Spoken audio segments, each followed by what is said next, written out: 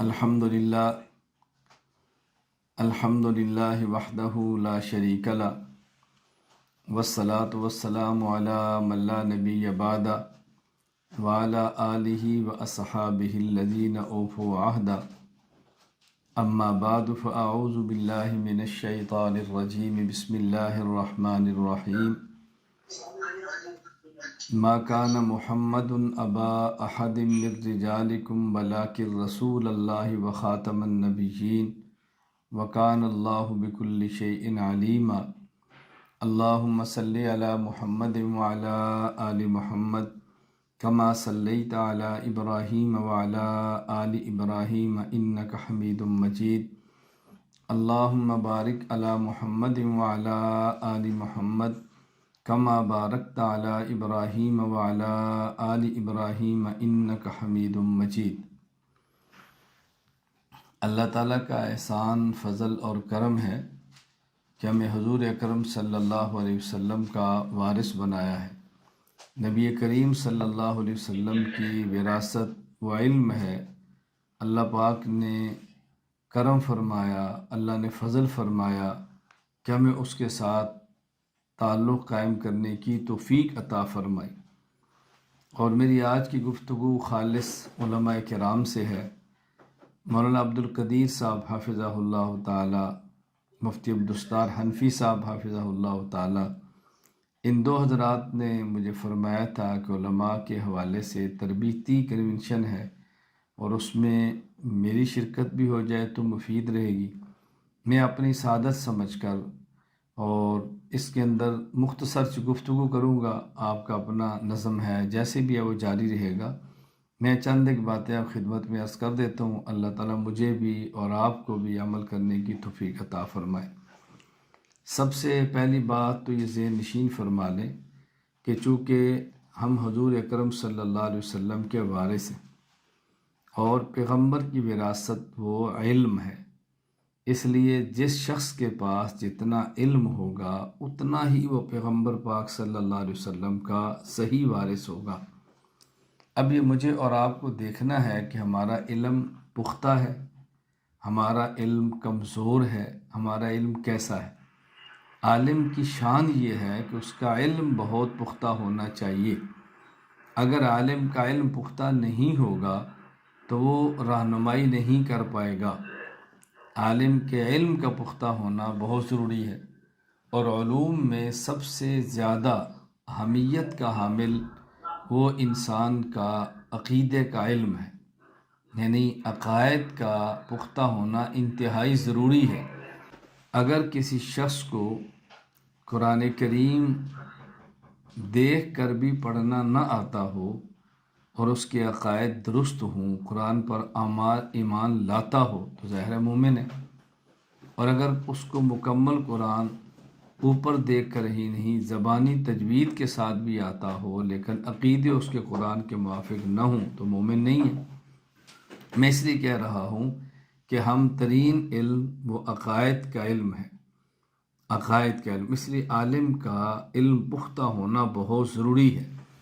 بطور خاص عالم کا یہ علم ہونا چاہیے کہ ہمارے عقائد کون کون سے ہیں، جن عقائد کو قرآن کریم نے بیان کیا ہے، جن عقائد کو احادیث میں بیان کیا گیا ہے، جن عقائد پہ امت کا اجماع ہے، اور کون سے عقائد ایسے ہیں کہ جو ظنی ہیں اور قیاس سے اور استدلال سے اور استشہاد سے ثابت ہیں۔ علماء کرام کو یہ بات معلوم ہونا ضروری ہے۔ علماء اور عوام میں کئی فرق ہیں، بنیادی بہت بڑا فرق یہ ہے کہ عوام کو صرف عقائد کا معلوم ہونا ضروری ہے، اور ایک عالم کو عقائد بھی معلوم ہونے چاہیے، عقائد کے دلائل بھی معلوم ہونے چاہیے، اور ان عقائد پر جو شبہات ہیں ان کے جوابات بھی معلوم ہونے چاہیے۔ اس کے لیے بحمد اللہ تعالیٰ جس حد تک میری استطاعت ہے، جس حد تک میں کر سکتا ہوں، ہم نے اس پر کام کیا ہے۔ عقائد پر آپ کو کتب بھی ملیں گی، آپ کو دورہ جات بھی ملیں گے، آپ کو کورسز بھی ملیں گے، آپ کو اس پر فائلیں بھی ملیں گی، دلائل بھی ملیں گے، بیانات بھی ملیں گے، شبہات کے جوابات بھی ملیں گے۔ یہ سب کچھ آپ کو مل جائے گا۔ اس بات کو ہمیں سمجھنا ازحد ضروری ہے۔ الحمدللہ اس پر ہم نے کام کیا ہے اور یہ سب چیزیں موجود ہیں الحمدللہ۔ تو عالم کے لیے ضروری ہے کہ اس کے علوم پختہ ہوں، خصوصاً اس کا عقائد کا علم بہت پختہ ہو۔ میں بتا یہ رہا تھا کہ علماء میں اور عوام میں کئی فرق ہے۔ ایک بنیادی فرق یہ ہے کہ عوام کو عقائد کا معلوم ہونا ضروری ہے، اور ایک عالم کو عقائد کا بھی معلوم ہونا ضروری ہے، دلائل کا بھی معلوم ہونا ضروری ہے، اور اہل باطل کی طرف سے آنے والے شبہات کا جواب بھی معلوم ہونا ضروری ہے۔ اور یہ کام جس حد تک ممکن ہے، جس حد تک میرے بس میں ہے، اور جتنے اسباب میرے پاس موجود ہیں، جتنے وسائل مجھے میسر ہیں، میں بحمد اللہ تعالیٰ، اللہ قبول فرمائے، تسلسل کے ساتھ لگا ہوں۔ آپ حضرات اس معاملے میرے ساتھ لگے رہیں گے، متوجہ رہیں گے، تعلق رکھیں گے، تو یہ سب چیزیں آپ کو بھی ملتی رہیں گی۔ تو ضروری ہے کہ ہمارے پاس عقائد بھی ہوں، عقائد کا علم، دلائل بھی ہوں، اور ہمارے عقائد پر اہل باطل کی طرف سے آنے والے شبہات کے جوابات بھی ہوں۔ نمبر 1، عالم کا علم پختہ ہونا بہت ضروری ہے۔ اسی طرح قرآن کریم کی تفسیر ہے، اس پر بھی توجہ دینی ہے، اور بہت ضروری ہے کہ ہم قرآن کریم کا ترجمہ سمجھیں، قرآن کریم کی تفسیر سمجھیں، اور قرآن کریم کے علوم پہ غور کریں، اور اہل باطل جو قرآن کریم سے غلط استدلال کرتے ہیں اس کا جواب بھی معلوم ہونا چاہیے۔ بحمد اللہ تعالیٰ مستقل میں نے 5 جلدوں میں دروس القرآن اس عنوان پر تیار کر دیا ہے، جس میں آیات عقائد اور آیات احکام پر کسی قدر تفصیل سے بحث موجود ہے۔ آپ دیکھیں گے، مطالعہ فرمائیں گے تو آپ کو اندازہ ہوگا کہ کتنا اس عنوان پہ کام ہو چکا ہے۔ اسی طرح علماء کرام کے لیے فقہ کا معلوم ہونا بھی بہت ضروری ہے۔ مسائل بھی آتے ہوں، مسائل کے دلائل بھی آتے ہوں، ورنہ کم از کم مسائل اتنے آتے ہوں کہ اپنی مسجد، اپنے محلے اور اپنے مقتدی ان کو مطمئن کر سکے۔ اگر ایک عام عالم نہیں کرے گا تو لوگ پھر دائیں بائیں جائیں گے۔ تو بنیادی طور پہ ہمیں قرآن کریم کی تفسیر، حدیث پاک، عقائد اور فقہ، یہ چیزیں معلوم ہونا بہت ضروری ہے۔ حدیث پاک کے بارے میں معلوم ہو، حدیث پاک کا علم ہو، احادیث کی اقسام کا پتہ ہو، اپنے موضوع پر احادیث آتی ہوں، ہمیں دلائل کے طور پہ حدیث کو بیان کرنا آتا ہو، تو عالم کے لیے سب سے پہلی بات یہ ہے کہ ایک عالم کا علم پختہ ہونا بہت ضروری ہے۔ نمبر 2، کسی بھی عالم کے لیے اس کے عمل کا پختہ ہونا بہت ضروری ہے۔ عوام کے عمل کا پختہ ہونا اور درست ہونا اور سنت کے مطابق ہونا ضروری ہے، تاکہ ان کے اعمال سنت کے مطابق اور ان کی نجات ہو، آخرت میں رسول اکرم صلی اللہ علیہ وسلم کی شفاعت نصیب ہو، اور ان کو جنت ملے، جہنم سے بچے۔ اور عالم کے عمل کا پختہ ہونا اور عالم کا متبع سنت ہونا 2 وجہ سے ضروری ہے۔ ایک تو اس وجہ سے کہ اس کی اپنی قبر کا، آخرت کا مسئلہ ہے، قبر کے عذاب سے بچے، آخرت کے عذاب سے بچے، اللہ تعالیٰ کا دیدار نصیب ہو، رسول اکرم صلی اللہ علیہ وسلم شفاعت نصیب ہو، حوض کوثر سے پانی اس کو ملے، اور عرش کا سایہ اس کو ملے، اور جنت میں وہ چلا جائے۔ ایک تو اس کی اپنی ضرورت ہے۔ دوسرا، عالم ایک داعی ہے، عالم ایک مبلغ ہے، اس نے دین کا کام کرنا ہے۔ تو جب عالم کا اپنا علم پختہ، اپنا عمل پختہ نہیں ہوگا تو لوگ اس سے استفادہ کریں گے، کیسے کریں گے؟ لوگ اس سے فائدہ کیسے حاصل کریں گے؟ لوگ اس کے قریب کیسے جائیں گے؟ ایک عالم ہی اگر اعمال کی پابندی نہیں کرتا تو لوگوں کے دل میں کسی شریعت کے عمل کی قدر و قیمت کیا آئے گی؟ تو عوام کے ذہن میں قدر و قیمت تبھی آئے گی جب عالم کا اپنا عمل پختہ ہو۔ تو عام آدمی کا عمل پختہ ہونا ضروری ہے صرف اس کی ذات کے لیے، اور عالم کا عمل پختہ ہونا ضروری ہے اپنی ذات کے لیے بھی اور امت کے لیے بھی۔ اپنا عمل پختہ ہوگا تو خود اللہ کے عذاب سے بچے گا، خود اللہ کی ناراضگی سے بچے گا، خود جہنم سے بچے گا، قبر کے عذاب سے بچ جائے گا۔ اور اپنا عمل پختہ ہوگا تو لوگ اس سے استفادہ کریں گے، لوگ اس سے علم حاصل کریں گے، لوگ اس سے مسائل پوچھیں گے، لوگ اس سے کے قریب آئیں گے۔ تو عالم کے علم عمل کا پختہ ہونا بہت زیادہ ضروری ہے، ہمیں اس پر توجہ دینی چاہیے۔ نمبر 3، عالم کا حلم پختہ ہونا چاہیے، یعنی عالم کا بردبار ہونا ضروری ہے۔ آدمی کا تحمل مزاج میں بہت ضروری ہے، برداشت کا مادہ بہت ضروری ہے۔ برداشت تو عام آدمی کو بھی کرنا چاہیے، لیکن عالم کے اندر برداشت بہت زیادہ ہونا چاہیے، اس لیے کہ عالم کا مزاج ہے کہ اس نے دین کا کام کرنا ہے، دین کی تبلیغ کرنی ہے، اس نے لوگوں کو شریعت بتانی ہے۔ ظاہر ہے جب کسی علاقے میں شرک ہوگا، وہ شرک کے خلاف کام کرے گا تو مشرکین اس پر حملے بھی کریں گے، زد و کوب بھی کریں گے، اس کے اوپر الزامات بھی لگائیں گے، اس کی پگڑی بھی اچھالیں گے، اس کو کردار کو مجروح بھی کریں گے۔ اگر کسی علاقے میں بدعت کے خلاف کام کرتا ہے، احیاء سنت کا کام کرتا ہے، تو بدعتی اس کو برداشت نہیں کریں گے، بدعتی اس کے خلاف فضا بنائیں گے، غلط باتیں کریں گے، اور اس کے لیے جو وہ کر سکے اس کے خلاف کریں گے، اس نے برداشت کرنا ہے۔ اگر رسم و رواج کے خلاف کام کرے گا تو جس علاقے کی رسم کئی سالوں سے چل رہی ہے، عرصہ سے چل رہی ہے، اس کے خلاف کام کرنا بہت مشکل ہے۔ خاندان مقابلے میں کھڑا ہوگا، برادری کھڑی ہوگی، اہل علاقہ کھڑے ہوں گے، تو وہاں تحمل کرنا پڑے گا نا، برداشت کرنا پڑے گا۔ اگر برداشت نہیں کرے گا تو کام کیسے کرے گا؟ قرآن کریم نے داعی کی اوصاف بیان کی ہے، افلا ينظرون الى الابل كيف خلقت والى السماء كيف رفعت وإلى الجبال كيف نصبت وإلى الأرض كيف سطحت فذکر انما انت مذکر۔ اصل تو اللہ کی قدرت کے دلائل ہیں، اللہ کی توحید کے دلائل ہیں، لیکن یہاں داعی کو بھی یہ بات سمجھنی چاہیے کہ میرے اندر کیا اوصاف ہونے چاہیے۔ افلا ينظرون الى الابل كيف خلقت، وہ اونٹ کو دیکھے کیسے مشقت برداشت کرتا ہے، تو ایک آدمی کا عالم کا مزاج ہونا چاہیے، وہ ذرا دیکھے۔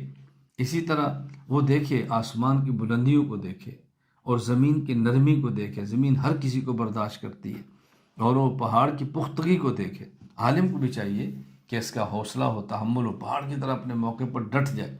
تو عالم کے اندر حلم ہونا بہت ضروری ہے، تحمل ہو، برداشت ہو، باتیں برداشت کرے۔ یہ نہیں کسی نے برا کہہ دیا تو مقابلے میں 2 بار کہہ دے، کوئی اس کی غیبت کرے تو یہ بھی کہہ دے، کوئی الزام لگائے تو یہ بھی لگا دے، کوئی پوچھے تو ایسا کہتے تم بھی ایسے ہو، کیسے دین کا کام کرے گا؟ اس لیے عالم کا حلم پختہ ہونا بہت ضروری ہے، عالم کے مزاج میں تحمل بہت ضروری ہے، اس کو برداشت کرنے کی عادت ڈالنی چاہیے۔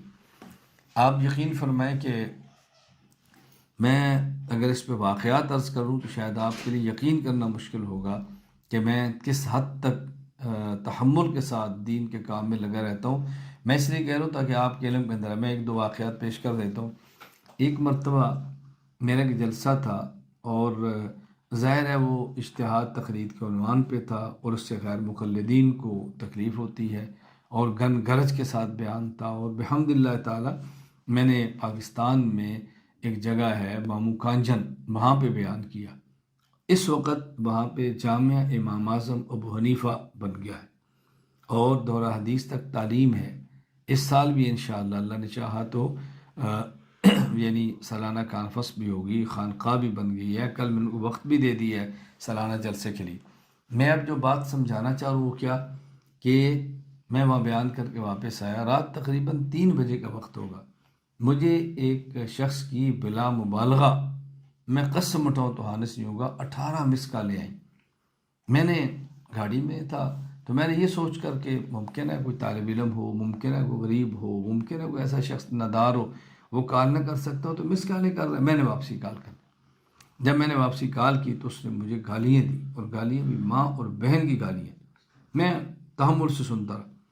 جب اس نے جی بھر کے گالیاں دے لیں تو میں نے اسے پوچھا آپ نے صرف مجھے گالیاں دینی تھیں یا آپ کو مجھ سے کوئی کام بھی تھا؟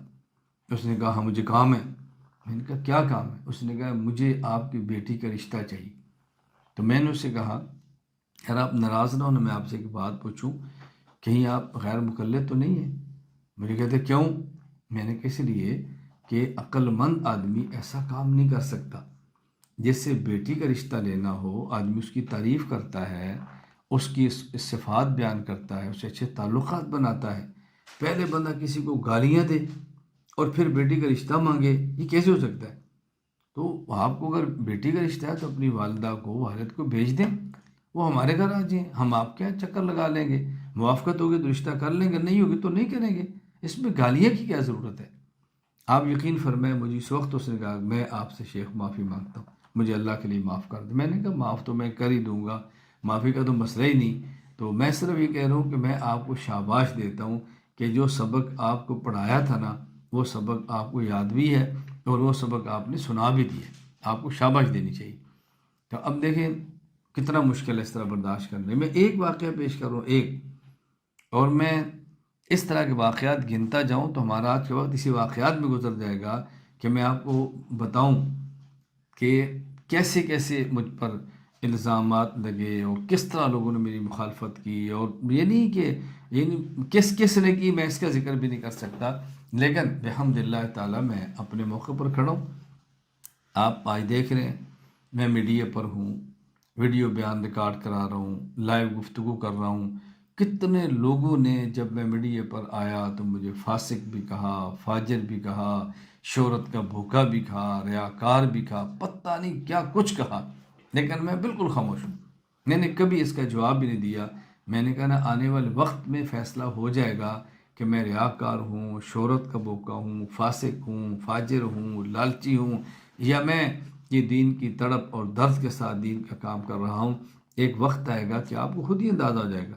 اور آج بحمد اللہ تعالیٰ میرے اللہ کا کتنا شکر ہے، میں اللہ کا کتنا شکر ادا کروں کہ میں کبھی کہا کرتا ہوں کہ مجھے آپ دنیا میں ایسا بندہ بتائیں کہ جس کے پاس موبائل کیمرے والا ہو اور اس کو مذہب اور مسلک سے دلچسپی ہو اور اس کے موبائل میں میرا بیان نہ ہو، آپ تلاش کریں، شاید آپ کو ایسا موبائل کوئی نہ ملے۔ شرطیں 3 ہیں، اس کے موبائل میں کیمرہ ہو، اس کو مذہب اور مسلک سے دلچسپی ہو، اور اس کو اردو آتی ہو، اور اس کے موبائل میں میرا بیان نہ ہو۔ آپ کو ایسا بندہ نہیں ملے گا۔ مذہب اور مسلک سے دلچسپی دونوں طرح ہے، خواہ مثبت ہو خواہ منفی ہو، خواہ ہمارا مخالف ہو یا موافق ہو، وہ سنتا ہے کہ یہ بات کیا کہتا ہے، اپنے استفادہ کرتے ہیں اور اغیار سنتے ہیں، اور میرے علم میں ہے۔ خیر، میں نے برداشت کیا ہے، میں نے کبھی کوئی بات نہیں کی، ہمیشہ برداشت کرتا ہوں، لیکن میں کبھی پیچھے نہیں ہٹا۔ کئی بار ایسے بھی ہوا کہ مجھے جلسے پر بلایا گیا، لمبا میرا سفر کرایا گیا، اور وہاں آنے کے بعد مجھے بیان کا وقت بھی نہیں دیا گیا، اور میں خاموشی کے ساتھ صبر تحمل سے واپس چلا گیا۔ کیوں؟ اس لیے کہ میرا مقصد تو بیان نہیں تھا، مقصد تو اللہ کی رضا تھی، اللہ کے لیے آیا تھا۔ بیان ہو جاتا، اللہ کے لیے نہ ہوتا تو عذاب ہونا تھا، اور اگر بیان آیا اللہ کے لیے اور بیان نہیں ہوا تب بھی ثواب ملے گا۔ تو ہمارا مقصد تو اللہ کی رضا ہے نا، اس میں کیا ضرورت ہے لڑنے کی، کیا ضرورت ہے جھگڑنے کی، کیا ضرورت ہے پردہ ڈالنے کی۔ تو میں نے 3 واقعہ مختصر سی باتیں کی ہیں یہ بتانے کے لیے کہ عالم کا حلم یہ پختہ ہونا بہت ضروری ہے۔ رسول اکرم صلی اللہ علیہ وسلم کی مبارک دعائیں ہیں، اور میں ایک دعا کا ذکر کرتا ہوں جہاں علماء کو بطور خاص مانگنی چاہیے۔ آپ نے اللہ سے کیا مانگے؟ اللہم زینی بالعلم، اللہم اعنی بالعلم وزینی بالحلم وجملنی بالعافیہ واکرمنی بالتقوی وجملنی بالعافیہ۔ حضور دعا مانگ رہے ہیں، دعا کیا مانگتے ہیں؟ اللہم اعنی بالعلم، اے اللہ میری مدد فرما، مجھے علم عطا فرما کہ میری مدد فرما۔ دائرہ عالم کا بہت بڑا ہتھیار اس کا علم ہے۔ اللہم اعنی بالعلم وزینی بالحلم، اور اے اللہ مجھے مزین کر دے، حلم کی دولت عطا فرما۔ اللہ اکبر۔ وَأَكْرِمْنِي بِالتَّقْوَى، اور یا اللہ مجھے عزت دے تقوی دے کر، مال دولت نہیں، تقوی دے کر۔ مال و دولت سے ملنے والی عزت وہ عارضی ہوتی ہے، وہ فانی ہوتی ہے، اس کی حیثیت کوئی نہیں ہوتی۔ وہ لوگ کبھی خوشامد کے لیے عزت کرتے، اکرمنی بالتقوی، اور جب کسی کی عزت اس کے تقوی کی بنیاد پر وہ حقیقی ہوتی ہے۔ اور اللہ کے نبی نے کیا دعا مانگی؟ وجملنی بالعافیہ، اے اللہ مجھے عافیت کی نعمت عطا فرما، مجھے عافیت کا جمال عطا فرما۔ میں کئی بار دعائیں بیان کرتا ہوں اور اس کا ترجمہ کر کے دعا سمجھاتا ہوں کہ اس دعا میں کیا بیان کی ہے، کیونکہ ہم نے دعائیں پڑھنی نہیں ہیں، دعائیں مانگنی ہیں۔ دعا کا پڑھنا یہ ہے کہ سمجھ نہ آئے اور دعا کے الفاظ کہتے جائیں، اور دعا مانگنا یہ ہے کہ دعا سمجھ آئے کہ میں کیا مانگ رہا ہوں، میں کیا مانگ رہا ہوں۔ سمجھنا پھر مانگنا، پھر آتا ہے مزہ مانگنے کا۔ تو رسول اکرم صلی اللہ علیہ وسلم نے کتنی پیاری دعا فرمائی ہے، اللہم اعنی بالعلم وزینی بالحلم واکرمنی بالتقوی وجملنی بالعافیہ۔ یہاں میں ایک مختصر سی بات عرض کر دوں، आफ़ियत की दुआ मांगा करें। इस्तिक़ामत और आफ़ियत में फ़र्क है। इस्तिक़ामत और आफ़ियत में फ़र्क है। इस्तिक़ामत का माना होता है मसाइब आएँ, तकालीफ़ आएँ, मुश्किलात आएँ और बंदा डट जाए। और आफ़ियत ये है कि मसाइब और तकालीफ़ और मुश्किलात ना आएँ और बंदा सहूलत से दीन का काम करे। तो अल्लाह से इस्तिक़ामत नहीं, आफ़ियत मांगो। इस्तिक़ामत हर किसी के बस में नहीं, बड़ा मुश्किल काम है। मैं एक मरतबा जलसे से फ़ारिग़ हुआ तो फ़राग़त के बाद मुझे एक साथी ने दुआ दी। अक्सर देते हैं, मैं फिर समझा देता हूँ। मुझे दुआ दी, कहा मौला अल्लाह आपको इस्तिक़ामत अता फ़रमाए। मैंने कहा एक मिनट पे मेरी बात सुन लो। इस्तिक़ामत का माना ये अभी जो मैंने बयान किया है इस पर मेरे ख़िलाफ़ FIR कटे, फिर मुझे पुलिस गिरफ़्तार करे, फिर मेरी छितरौल करे, मुझे मारे, फिर मुझे जेल में रखे, फिर मैं ज़मानत पर बाहर आऊँ और यही बयान दोबारा करूँ, ये है इस्तिक़ामत। और आफ़ियत क्या है? ये मेरा बयान हो, इसके बाद मेज़बान मुझे खाना खिलाएं, मेज़बान मुझे हदिया दें, इज़्ज़त का रुख़सत करें और दोबारा फिर यही बयान करा लें। तो मैंने कहा यही हक़ बयान करूँ तो ये बेहतर है ना। इसलिए इस्तिक़ामत नहीं, आफ़ियत। हाँ, अगर तकलीफ़ आ जाए तो डट जाए, पीछे नहीं हटना, खड़े हो जाए, लेकिन दुआएं आफ़ियत की मांगें। ये रसूल अकरम सल्लल्लाहु अलैहि वसल्लम की तालीम है। हज़रत अम्मी आयशा रज़ी अल्लाह ताला अन्हा ने पूछा कि या रसूल अल्लाह, अगर मुझे पता चल जाए कि आज की रात लैलतुल क़द्र की रात है तो मैं दुआ कौन सी मांगूँ? फरमाया तुम दुआ मांगना अल्लाहुम्मा इन्नका अफ़ुव्वुन तुहिब्बुल अफ़्व फ़अफ़ु अन्नी। ये दुआ मांगना, आफ़ियत की दुआ मांगना, इसलिए आफ़ियत की दुआ मांगे।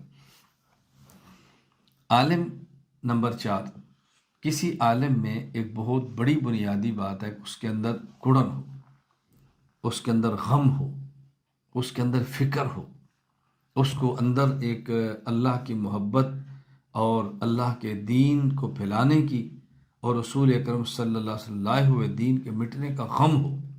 कुड़न अंदर के दीन मिट रहा है, मैं क्या कर रहा हूँ, मैं आलिम हूँ, मेरी क्या हैसियत, मेरा मकाम क्या है, मैं क्या कर रहा हूँ।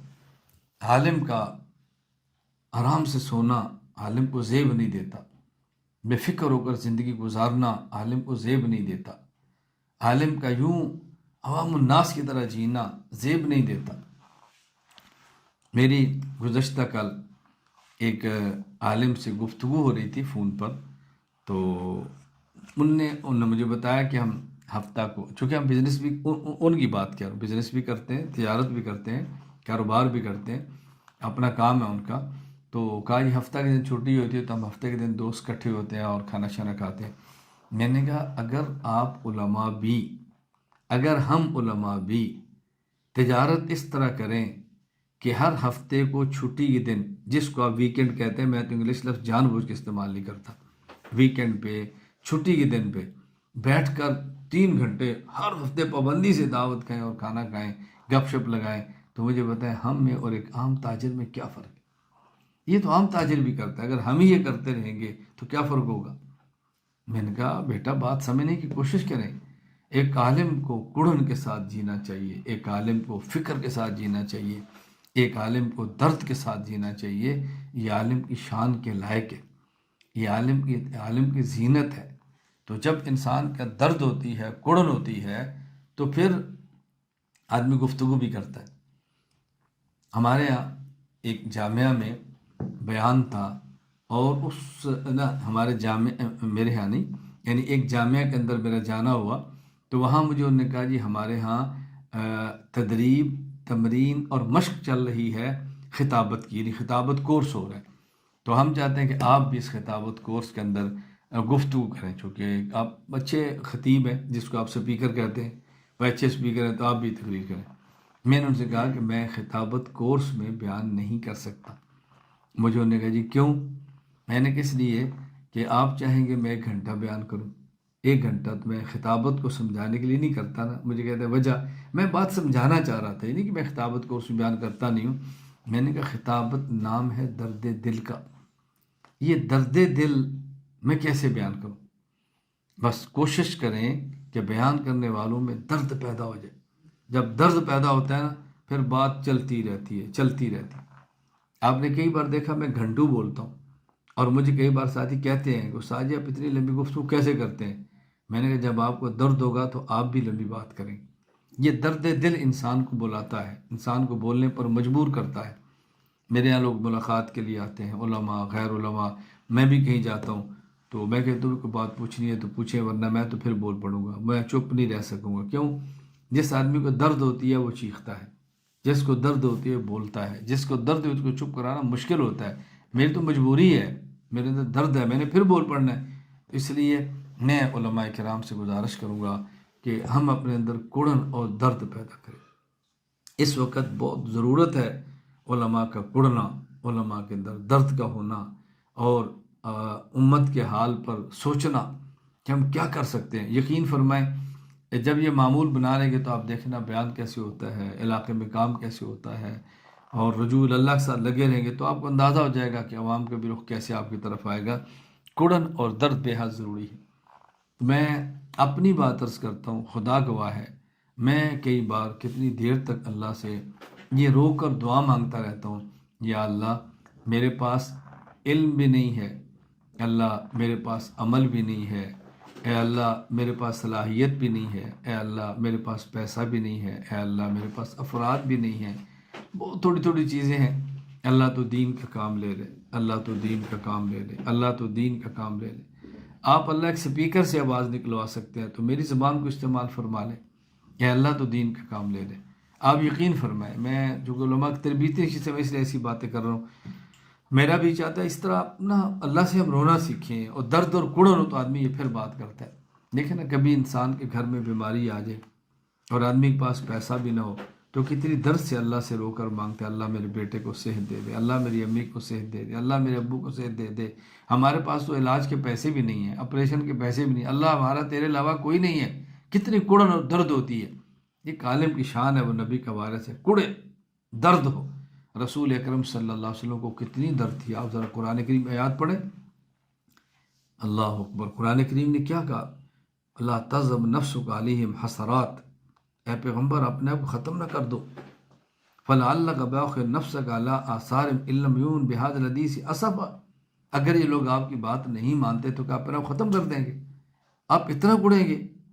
اللہ نبی کو تسلیاں دیتے ہیں کہ آپ زیادہ دکھ نہ کریں، زیادہ غم نہ کریں. وَلَوْ شَاءَ لَهَدَاكُمْ أَجْمَعِينَ. اللہ چاہتے تو سب کو ہدایت دے دیتے. آپ اپنی محنت کریں، باقی یہ قبول کریں گے تو کر لیں گے، نہیں قبول کرتے تو نہ کریں. آپ محنت فرمائیں. اللہ تعالیٰ کس طرح اپنے پیغمبر صلی اللہ علیہ وسلم کو تسلی. ایک عالم کی بھی شان ہے، دل چھوٹا نہ کرے، جلدی تھک نہ جائے، جلدی ہمت نہ ہارے، جلدی ہمت نہ ہارے. ایک بزرگ تھے اور بہت بڑا انہوں نے کام کیا ہے. اپنے علاقے میں 18 سال تک وہ اپنی مسجد میں اکیلے اذان دے کے نماز پڑھتے رہے اور کوئی نماز پڑھنے والا نہیں تھا. ایک وقت آیا پھر سینکڑوں نہیں ہزاروں لوگ ان کے جنازے پر ان کے ساتھ موجود تھے. کام یوں ہوتا ہے، دل بڑا رکھے، اپنے اندر کڑن اور فکر ہو، پھر آدمی کو کام کا مزہ آتا ہے. 5ویں بات اور آج کی مجلس کی آخری بات، میں تمام علماء کرام سے گزارش کروں گا کہ اپنی فکر پہلے کریں، اپنی اصلاح پہلے کریں، پہلے اپنا علم پختہ کریں. مطالعہ اس لیے نہیں کہ میں نے بیان کرنا ہے، مطالعہ اس لیے کہ میری ضرورت ہے. بیان بھی کرنا ہے لیکن میری ضرورت ہے. عقائد اس لیے کہ میری ضرورت ہے، مسائل اس لیے کہ میری ضرورت ہے، نوافل اس لیے کہ میری ضرورت ہے. سب سے پہلے اپنی اصلاح کی فکر کریں. یعنی ہمیں ان باتوں کو سوچنا چاہیے، غور کرنا چاہیے.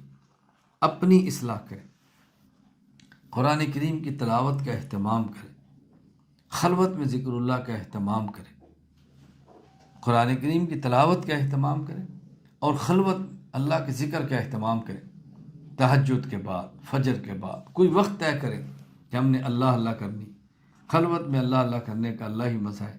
آپ بتاؤ کسی سے دنیا میں انسان کو محبت ہو جائے تو انسان کی کتنی تڑپ ہوتی ہے، میں ہوں اور میرا محبوب ہو اور دنیا میں کوئی نہ ہو. تو جب انسان کو اللہ سے پیار ہو تو آدمی کتنا بےتاب ہوتا ہے، میں ہوں میرا اللہ ہو اور اس کمرے میں اور کوئی نہ ہو، بتاؤ کتنا مزہ ہے، کتنا مزہ ہے۔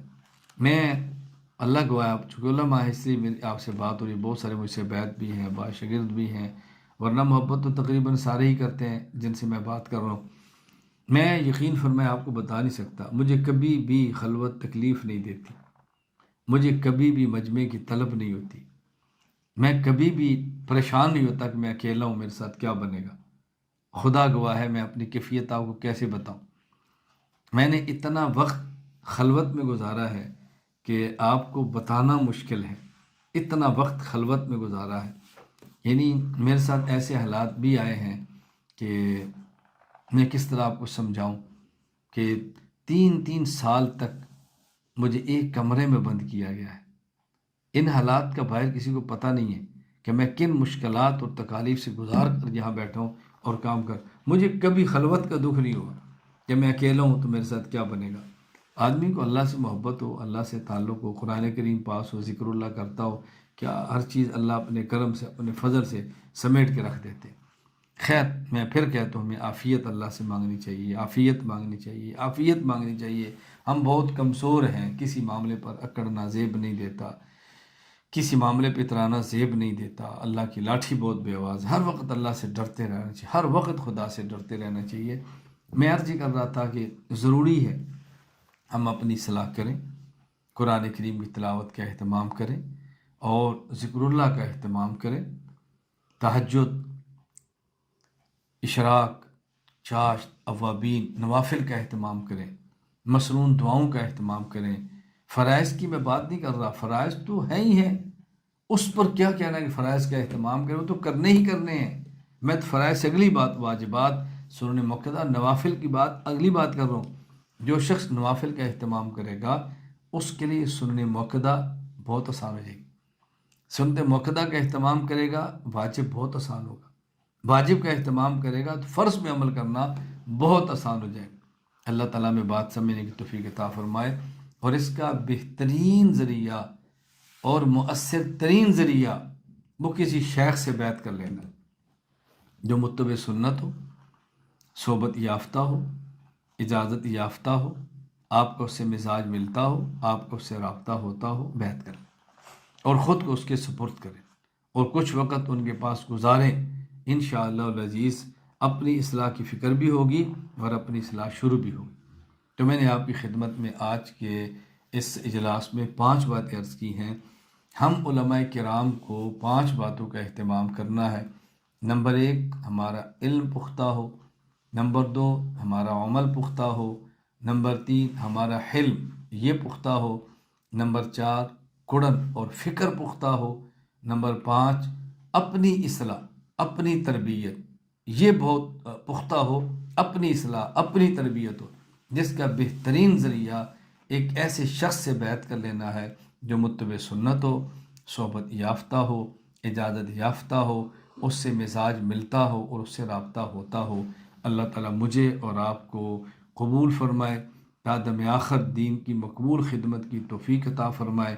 آج کے اس اجتماع کو منعقد کرنے والے تمام احباب، بطور خاص مولانا عبدالقدیر حفظہ اللہ تعالی کا میں شکریہ بھی ادا کرتا ہوں، دل سے دعا بھی کرتا ہوں۔ اللہ تعالیٰ اس اجتماع کو قبول فرمائے، علماء کا آنا قبول فرمائے، سننا قبول فرمائے۔ اللہ ہم سب کو دین کی مقبول خدمت کے لیے قبول فرما لے۔ بآخر دعوانا ان الحمد للہ رب العالمین۔